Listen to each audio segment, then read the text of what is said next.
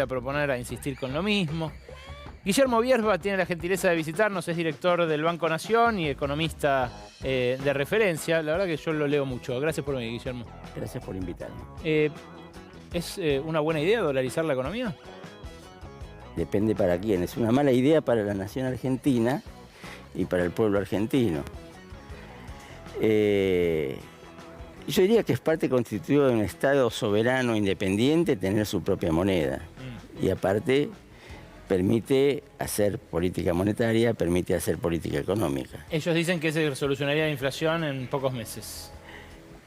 Mira, ellos pueden decir cosas. En los países que dolarizaron tampoco se solucionó el tema de la inflación. En Argentina, con un esquema que uno no puede decir dolarizante, pero semidolarizante, cuando se adoptó el régimen de la convertibilidad, hubo una inflación que duró un tiempo relativamente no tan corto, y hubo una inflación de precios del 40-50% después de haber quitado la convertibilidad, ¿no? De manera que con ley y todo, los precios siguieron aumentando. Entonces, la inflación es un problema de puja distributiva, no es un problema de monedas que se desplieguen en una determinada economía. No se resuelve con medidas monetarias, menos con renuncia a la soberanía nacional, ¿no? Y la posibilidad de hacer política económica. ¿Por qué te parece que vuelve esta idea? Por Kalecki. Me parece que esta idea vuelve porque hay una ofensiva permanente y esto viene de largo, es una cuestión que uno puede decir nace con la dictadura militar, después, como Basualdo dice, se continúa en la etapa del transformismo argentino, cuando los partidos políticos tenían programas y dirigencias postdictatoriales que no tenían que ver con lo que fueron sus programas previos. Y el poder económico, una vez terminado el proceso del 76, o uno puede decir, fue el motivo de la dictadura del 76, fue debilitar al Estado argentino. Y debilitar al Estado argentino significa debilitar las condiciones políticas que tienen determinados sectores subalternos, en caso de acceder al mismo, para realizar políticas redistributivas. Quitar la política monetaria, quitar la posibilidad de tener moneda propia, es un instrumento fenomenal para debilitar al Estado argentino. Eso me parece que es un elemento. No necesita distraer al público, como él dice, con detalles pequeños y decir que es el postre de la frutilla del postre, porque está claro para qué. Tiene un objetivo político renunciar a la moneda nacional. Vos decías, Guillermo, y me gusta porque lo pones en clave de economía política, y me aporta mucho cuando te leo a ese respecto, porque se ve poco, francamente, en estos últimos tiempos. Pero vos decías, cuando las clases subalternas acceden al poder, al Estado, sí, y toman decisiones en su defensa. Sí. Hay veces que ganan expresiones políticas que representan supuestamente a esas clases subalternas, pero no toman muchas decisiones para defender sus intereses. Estamos, por ejemplo, ahora ante una estampida de precios que el Estado se muestra incapaz de combatir. ¿Crees que está haciéndolo con las herramientas adecuadas? Mira, esto merece una reflexión de este carácter. Yo creo que el transformismo argentino, como dije antes, que cuando los partidos que salieron de la dictadura entraron con programas que no tenían que ver con sus programas previos, tuvo un momento de ruptura durante los 12 años de los gobiernos de Néstor y Cristina, y ahí hubo en progresividad una cantidad de medidas y de peleas en los cuales se intentaron, se lograron cosas, otras se intentaron y no se pudieron por la gran resistencia que hubo por parte del poder económico. El poder económico está muy concentrado en la economía argentina hoy y demuestra una capacidad, un poder y una definición de resistencia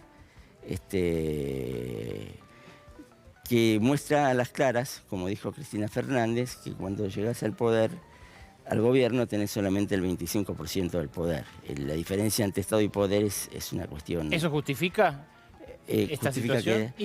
No, mira, yo creo que... Yo considero una inacción frente a algo muy grave que pasa. Voy a dar opiniones que no involucran a la institución que represento, pero yo creo que el tema está en que hay que tratar que las correlaciones de fuerza no pueden quedar fijas y que desde el Estado y desde el movimiento popular hay que dar situaciones que generen los conflictos como para generar peleas y mejorar las condiciones, de vida. Bueno, yo creo que en el caso de los precios, el tema hay algunos temas fundamentales, que es la suba del precio de los productos que Argentina exporta. Creo que el tema de la guerra ha sido un salto cualitativo en eso, y que hay una medida fundamental que no corresponde a ningún proyecto ultrarrevolucionario, que son las retenciones, y que se debería estar elevando las retenciones sobre los productos que exporta Argentina. Ha demostrado siempre ser una medida efectiva, mucho más efectiva que las políticas monetarias contractivas. Perdón, no estos 2 puntos que subieron para los subproductos, no, sino subir las retenciones en serio.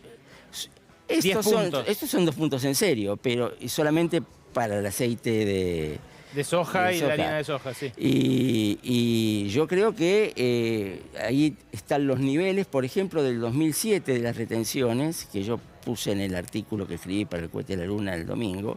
O sea, del 12 a 23 subirlas al trigo, por ejemplo. Y por ejemplo, del 12 al 23 se podían subir en el trigo. Hay margen para subir las retenciones, por supuesto. Y al girasol también, y al maíz también, que el maíz es la base. A los productos exportables hay que mirar en cada uno de ellos cómo subió el precio. Se puede comparar, por ejemplo, con los precios previos a la suba del 2008, cuando fue la estampida, y si uno mira las retenciones al final del 2007, dan que las retenciones en aquel momento, con precios mucho más bajos, eran retenciones mucho más altas. Bueno, el gobierno ni atisba hacer esto, Guillermo, ni atisba. Se lo he preguntado al ministro Julián Domínguez, dice, bueno, tenemos una relación con el campo, con la dirigencia, podemos compensar subiéndole a estos subproductos de la soja. Bueno, en esto tengo una opinión que es la mía, que es que yo creo que hay que dar una discusión y una pelea por el tema de las retenciones para subirlas, que es un elemento fundamental en términos de poder realizar una política antiinflacionaria en la Argentina. ¿Y no te parece que habría un golpe de mercado? Bueno, este es el problema, es que acá tenemos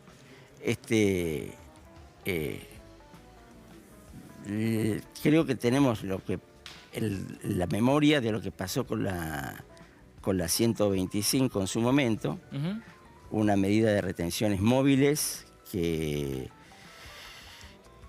es una medida que, ajustada en términos administrativos, en términos técnicos de manera correcta, era una resolución permanente y correcta para el campo. Claro, porque además cuando sube el precio es más alto. Para los productores, cuando sube el precio hay más renta. Claro. Cuando sube el precio, por problemas del mercado internacional, no por problemas de costos, en general estos saltos son problemas del mercado internacional, significan que sube la renta, que no hay mejora, que no sube por mejoras de productividad. Y entonces ahí es renta, y esa renta, que es renta del suelo, puede ser capturada totalmente por un sector, y en la Argentina es grave porque esa renta pertenece a productos de la canasta familiar. Entonces es una disputa entre el salario y esa renta. Y los propietarios de la tierra. Eso está claro, pero la cuestión es que la dirigencia agropecuaria apenas vio que subían 2 puntos a los subproductos, dijo, quiero que bajen todas las retenciones. Bueno, porque yo voy a decir eliminarlas. Una cosa. Si uno lee la declaración de la Sociedad Rural Argentina, está en un artículo que salió en un diario el fin de semana, A un año del golpe de Estado de 1976, dan un apoyo a toda la política dictatorial, no solamente a lo que significa con las medidas con ellos, sino también a las políticas represivas, a la política del terrorismo de Estado, y dicen que hay que demorar los tiempos de apertura política, que no había. Entonces, ahora hay un gobierno democrático como lo había cuando se intentó subir las retenciones, y la verdad que los sectores de poder deberían disciplinarse a las decisiones mayoritarias.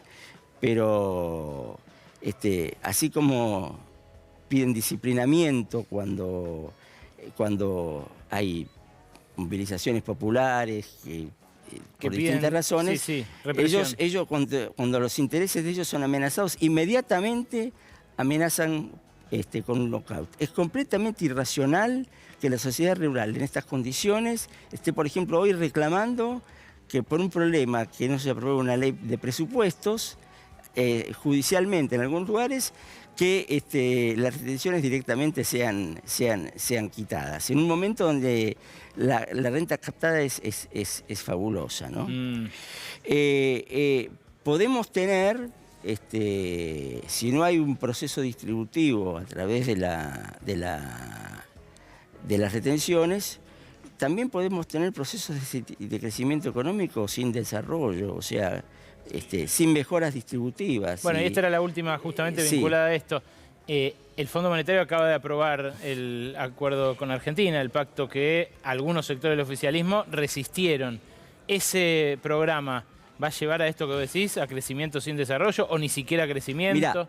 Mirá, respecto de lo anterior, también hay discusiones supongo, debates alrededor del tema de las retenciones. Yo no puedo decir el gobierno.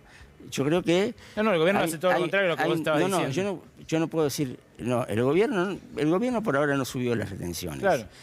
Pero no descarto que en un gobierno nacional y popular como este en algún momento sea reconsiderada la situación. ¿Y con el fondo? ¿Con el fondo qué? ¿Y con el fondo crees que puede ser reconsiderada? No, si me haces esa pregunta hoy, después de la información que diste, creo que yo di mis opiniones respecto del tema de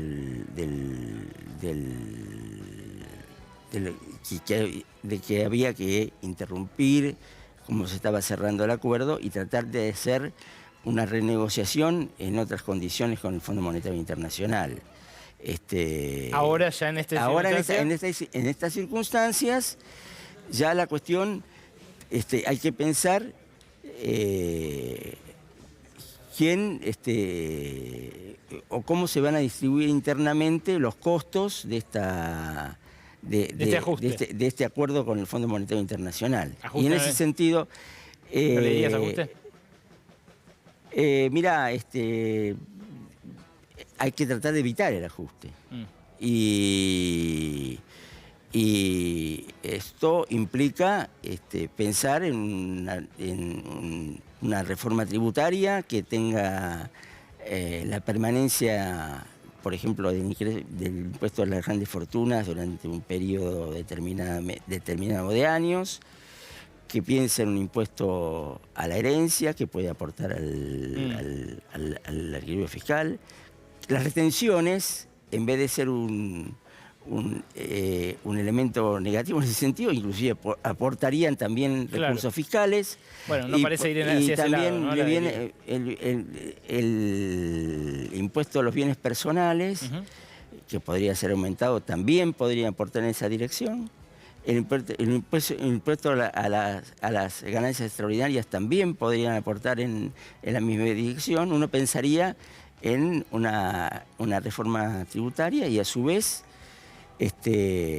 habría que estimular una política en el sector externo adecuada a una mayor administración del mismo para que que el logro de los excedentes no sea en base a políticas recesivas. Guillermo, gracias por venir. Gracias a vos. Que te escuchen. No, gracias a vos. Pero lo importante, y lo voy a decir porque soy parte de esto, es que este debate que aparece hoy entre nosotros, entre algunos miembros del gobierno, sea un debate que mantenga la unidad del Frente de Todos y se dé con contenidos cada vez más progresivos. Así, porque... Para el otro lado ya se está corriendo mucho, ¿no? La ventana. Porque el problema es que si no se mantiene la unidad, las perspectivas son la vuelta del macrismo y un programa del macrismo o algo parecido, y la vuelta de un programa que va a tratar de completar lo que no hicieron la vez anterior. Gracias por venir nuevamente, Guillermo. Se me va el tiempo, tengo otros entrevistados por recibir. Bueno, gracias. Bueno, gracias. Guillermo Biersma no figuraba ahí, pero es director del Banco Nación. Por eso dice entre nosotros, se refiere en primera persona, los funcionarios del gobierno. Claro, está habiendo en algunos lugares del gobierno, entre economistas, una verdadera asamblea. Y bueno, enhorabuena si va a permitir dar este tipo de discusiones.